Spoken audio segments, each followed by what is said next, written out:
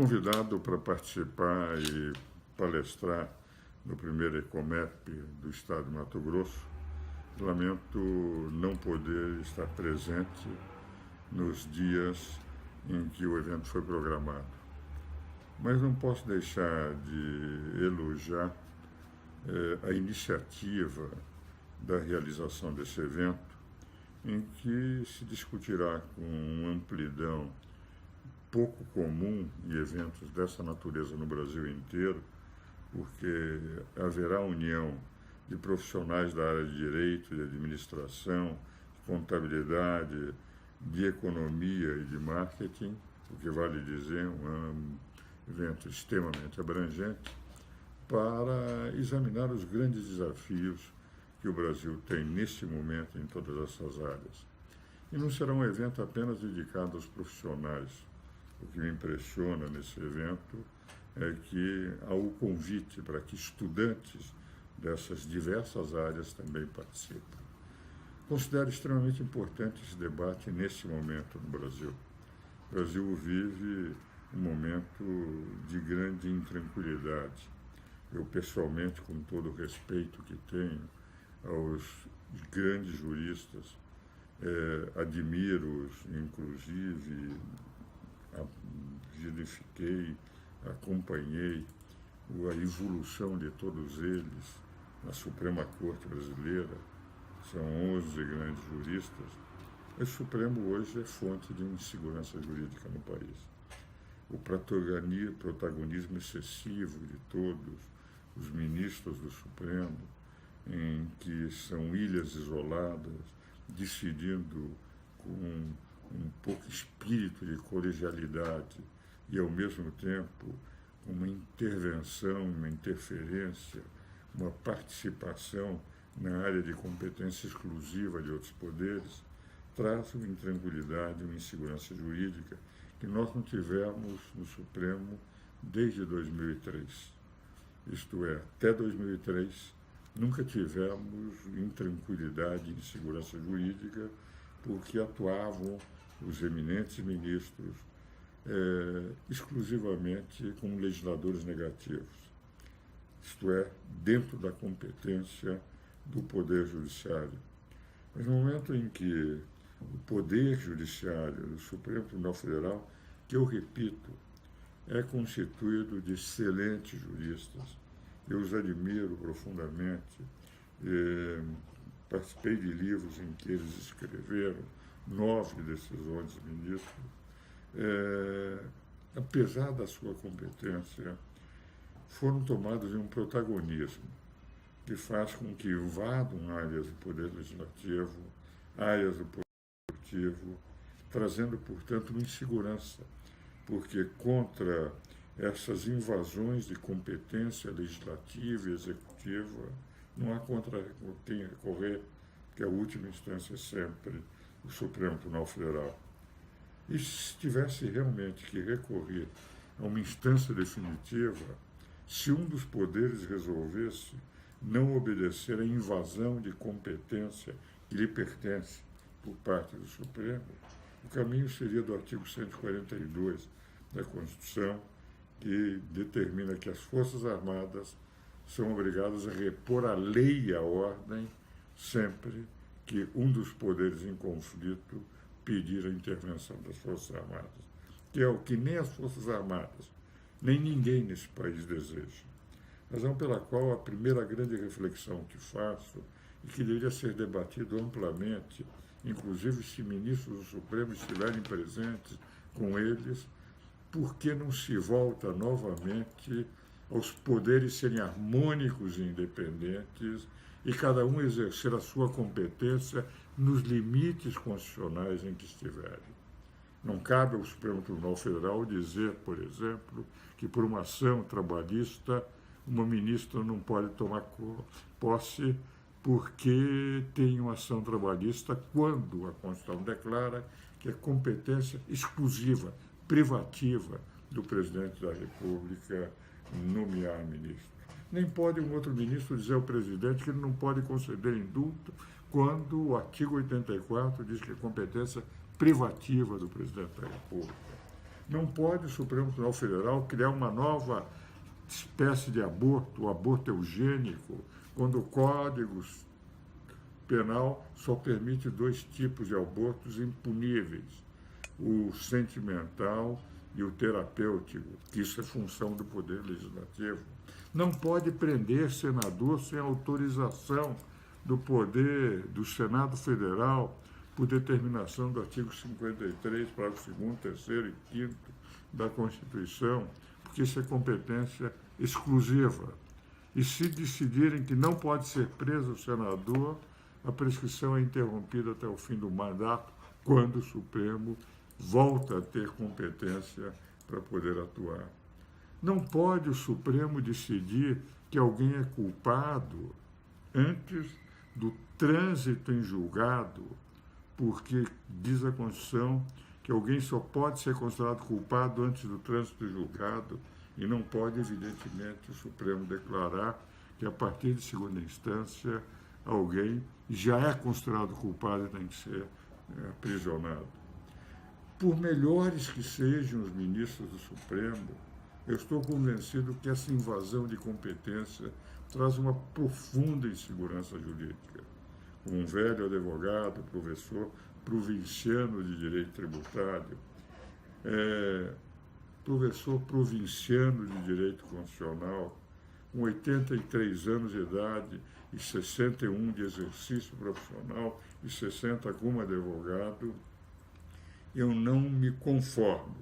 com esse protagonismo, porque representa uma invasão de competências que traz insegurança jurídica ao país. E é o que nós estamos vivendo hoje. Os poderes não se entendem, as discussões passam a transcender as suas áreas de competência. Como o Supremo resolveu intervir em tudo, passou a haver uma judicialização. O país está hoje com 200 milhões de habitantes e 80 milhões de ações, o que vale dizer, nós passamos a ter um ativismo judicial que gera uma judicialização de todas as atividades e uma participação do judiciário em que ele não tem condições de atender 80 milhões de ações, com apenas 18 mil magistrados no Brasil inteiro, em todas as áreas. Vale dizer, se nós não tivéssemos esse ativismo judicial, não teríamos esse judicialismo que temos de qualquer questão. Vamos levar para o Poder Judiciário, porque é o Poder Judiciário que vai solucionar e não os poderes competentes. Creio que isso mereceria uma reflexão para mim, os jovens ministros do Supremo, porque o mais velho dos ministros do Supremo é ainda 12 anos mais jovem do que eu, o que vale dizer, na verdade, eles poderiam voltar a ser, porque têm competência, são juristas de renome, têm obra sólida jurídica publicada, a fazer com que o Supremo fosse exclusivamente um legislador negativo, mas não estimulando, incentivando a judicialização para qualquer ato nesse país ser levado ao Poder Judiciário, quando o Poder Judiciário não tem condições de atender 80 milhões de ações para 18 mil magistrados. É rigorosamente impossível que se possa atender nesse país com o quê? Todos se queixam da lentidão da justiça, da superficialidade, muitas vezes, de decisões, e isso vai criando uma impressão de que a Carta da República não funciona, que o país está com uma gelatina na sua convivência entre poderes, quase todos patinando, sem termos uma decisão definitiva sobre como viver uma democracia, numa república, uma Constituição que deu caminhos para a não invasão de competências, ao permitir ao Legislativo zelar pela sua competência legislativa no 49, inciso 11, ao Executivo de realmente enfrentar aquilo que fosse necessário através do encaminhamento às Forças Armadas. E o Poder Judiciário, que nem nas ações diretas de inconstitucionalidade por omissão pode legislar, que são obrigados os ministros a comunicar ao Poder Legislativo para que faça a lei e não fazer a lei no seu lugar. Se todos esses poderes voltassem, cada um,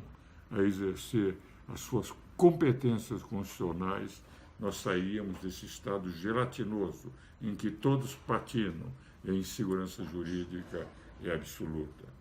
Para enfrentarmos isso, merece uma reflexão, exatamente deles, daqueles que estão exercendo o poder,